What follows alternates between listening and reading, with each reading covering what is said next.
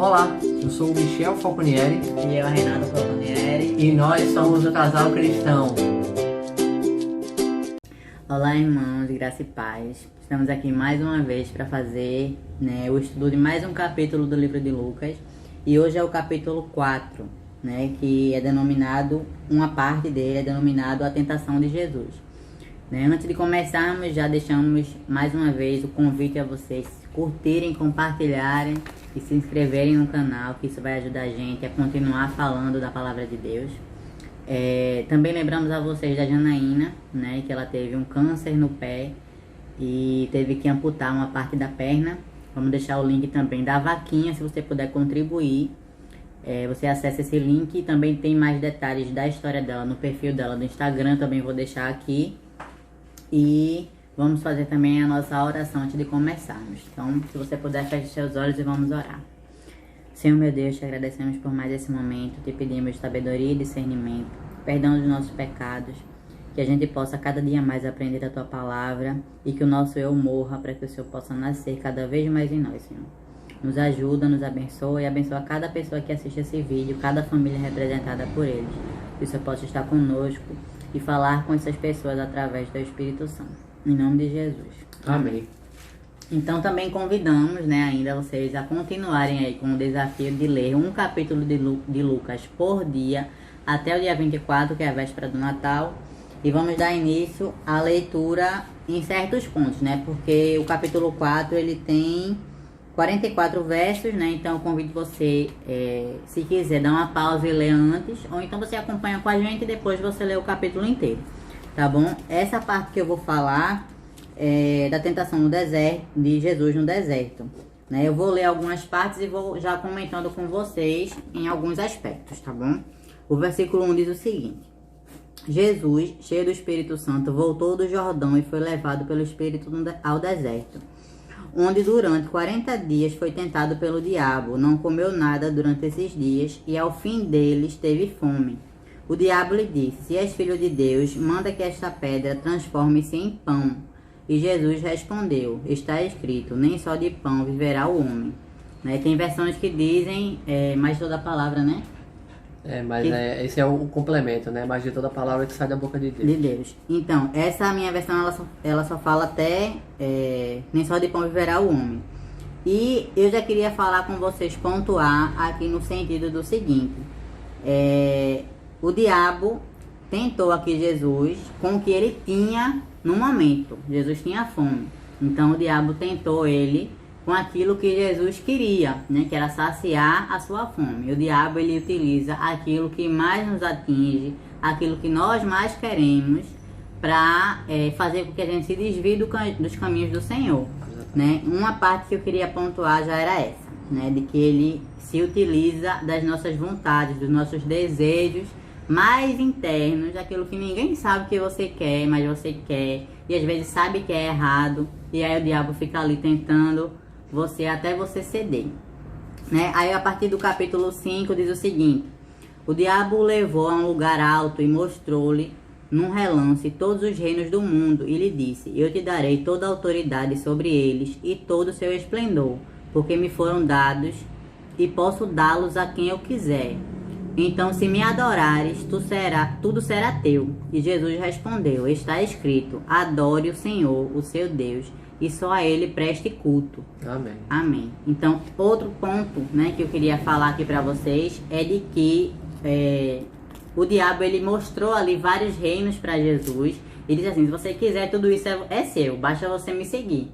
E muitas vezes a gente se encanta com as coisas do mundo, que não são boas para nós, não são convenientes, como na própria palavra diz, tudo me é lícito, mas nem tudo me convém. Exatamente. Então, muitas coisas no mundo são muito bonitas.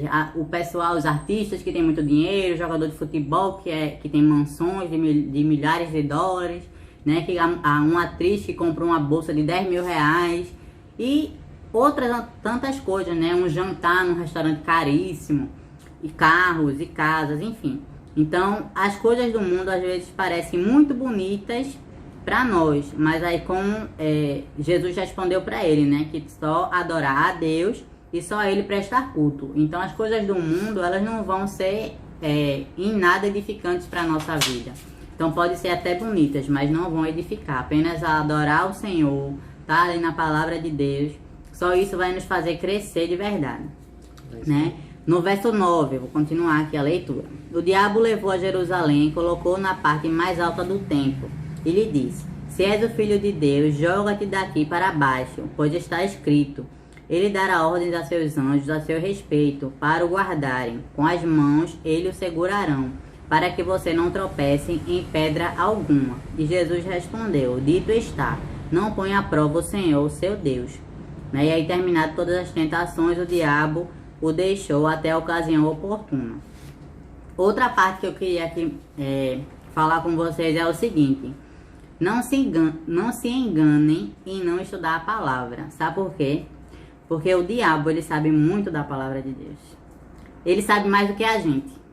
Então, se a gente não estudar, a gente corre o risco de cair no que o inimigo vem no nosso ouvido, né? Ele aqui falou da própria palavra, o diabo falou da palavra, está escrito. Salmo 91. E ele diz tudo que está ali, bem bonitinho, bem direitinho. E às vezes nem a gente sabe o salmo de cor, né? E o diabo sabe.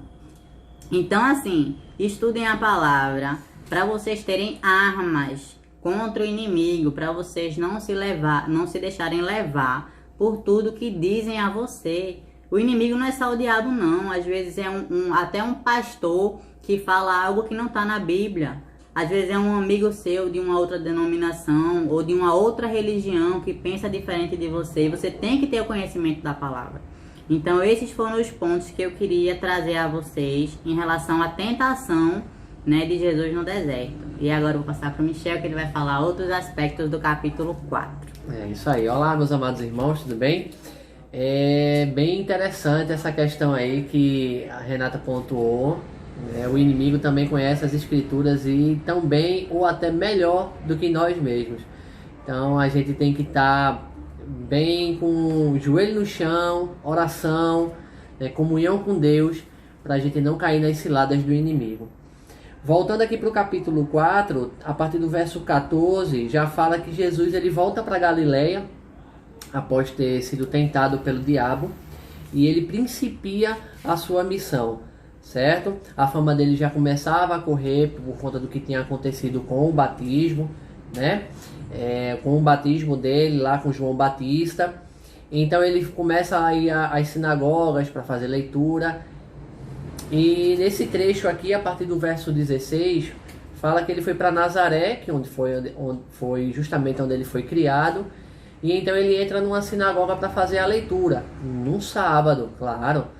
Então ele começou a ler.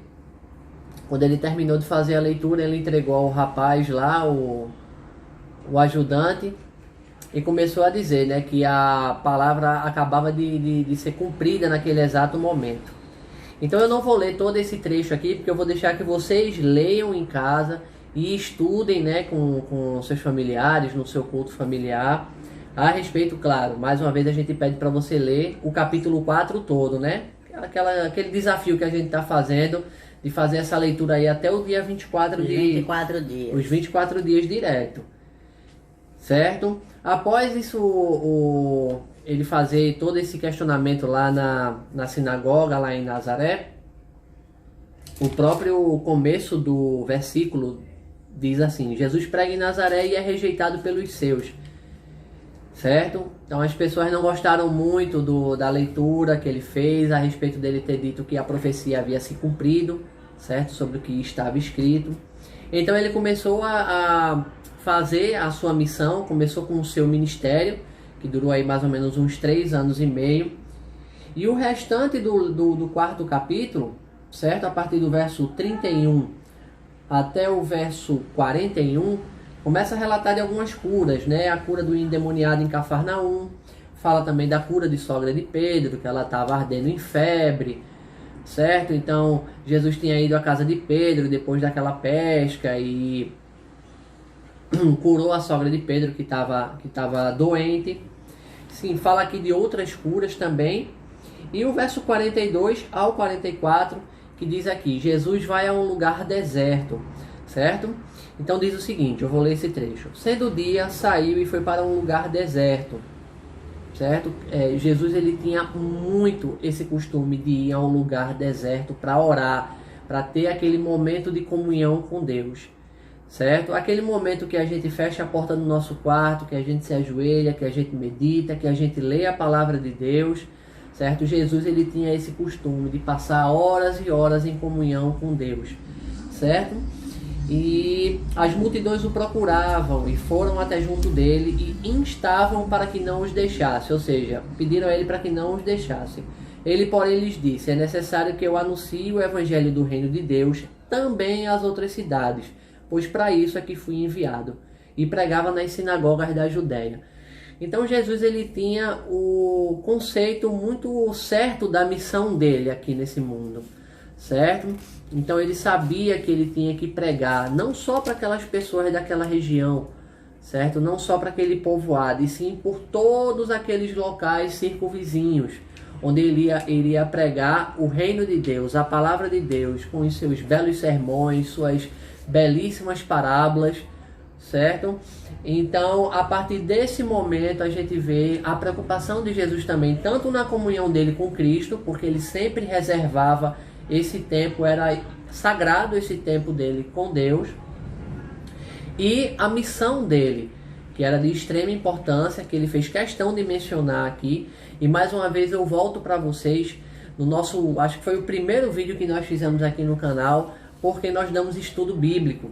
E então falamos de Mateus 28, que Jesus dizia para pregar o evangelho a todas as pessoas e batizá-las em nome do Pai, do Filho e do Espírito Santo, certo?